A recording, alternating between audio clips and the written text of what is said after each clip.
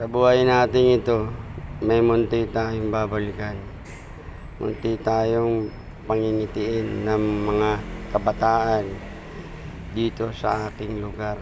Ating babalikan ang ating pinanggalingan na bayan. Ito nga pala ang mga bata na munting bibigyan natin ng saya.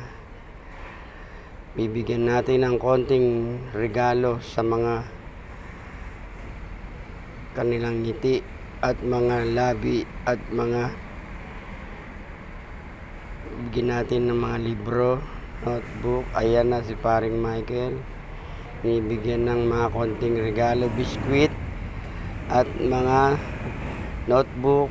Binigyan po niya ng mga notebook pa high school, elementary. Binigyan niya ng mga biskwit saka pagkain. Kahit konting saya at regalo, masaya na ang mga kabataan na to. Dahil malaking bagay na sa kanila nang mabigyan, nang may pumunta sa kanilang lugar na magbibigay ng mga notebook, pagkain at mga biskwit at mga laruan na ibinigay ng ating